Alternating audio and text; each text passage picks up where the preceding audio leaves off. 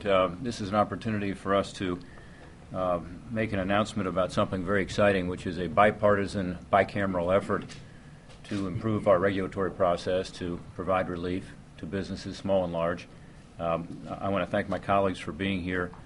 Senator Pryor, who you'll hear from in just a moment, Chairman Smith, and Chairman Peterson. These two guys are, I called you Chairman, is that okay? Because that's what you were when I was at USTR. But these two guys are over from the House, and you'll hear from them in just a moment, but they're both leaders in their own conference. And so this is, again, an opportunity for us, I believe, through this legislation to make real progress on an issue that so many Americans care about. The President's talked about repeatedly. Members of the House and Senate have expressed concerns about the regulatory overreach. I think this legislation and this vehicle is a way to actually get to a result and get something done. It's a plan basically designed to restore some balance to the rulemaking process that too often fails to take into account the economic toll that rules have through overregulation. At the same time, this legislation ensures that agencies can continue to have the tools they need to protect public goods that are important to all of us, public safety, the environment, health.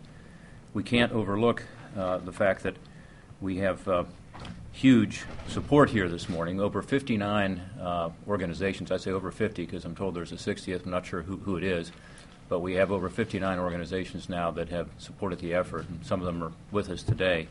And by the way, this includes job creators all across America, retailers, automakers, farmers, manufacturers, the Chamber of Commerce, newspaper publishers, and so on. I think these job creators understand that this is an incredibly important task, and it comes at a time when our economy is suffering, over 9% unemployment, less than a point economic growth, less than 1% economic growth in the first half of this year.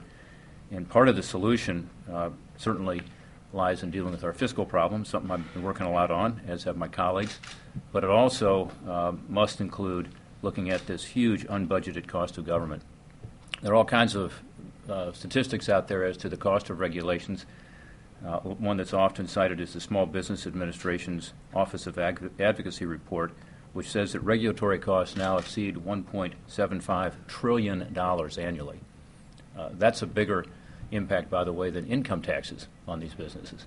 So this is obviously an issue that we have to address. OMB says that for the relatively narrow subset of major rules over a 10-year period, it's now over $50 billion per year. So we're seeing many examples of regulatory excess. You'll hear from some of my colleagues on some of these. I've focused a lot on some of the EPA rules that concern me, but there are others, again, we'll hear about from some of my colleagues. All of the businesses back home I talk to have one concern or another with regard to the regulatory overreach. The legislation we're introducing today basically helps agencies to produce better rules at lower cost. That's the idea of the legislation. It's based on sound data and more public participation. If you look at the focus of this, I would say there are three things it does that are very important. One, forces the agencies to more carefully scrutinize rules as they're going through the process. The second, it adds greater transparency to the process.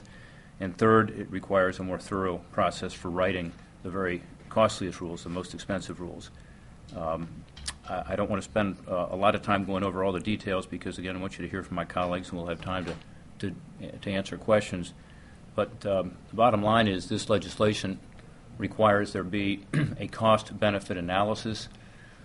It codifies existing executive orders and strengthens those executive orders. It requires that part of the cost is the impact on jobs. It also says that agencies have to use the least burdensome alternative. Again, this codifies some of the executive order language, but frankly goes beyond it to say that agencies don't have to just consider what the least burdensome alternative is. They have to follow the least burdensome alternative. And then finally, it provides, at least for the most important rules, judicial review to force the agencies to do the right thing and to have that be reviewable by the courts.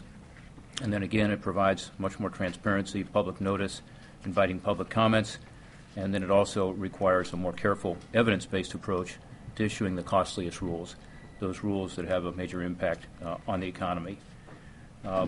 Some of these provisions, again, have been part of executive orders by President Bush, President Obama, President Reagan, President Clinton. But it is the first time, really, since 1945 that there has been a major overhaul of the Administrative Procedures Act. Again, codifying, making permanent and enforceable some of these various executive orders and other orders that have come from administrations over the years. So this will enable us to produce better rules at a lower cost and thereby help create jobs and economic growth in an economy that desperately needs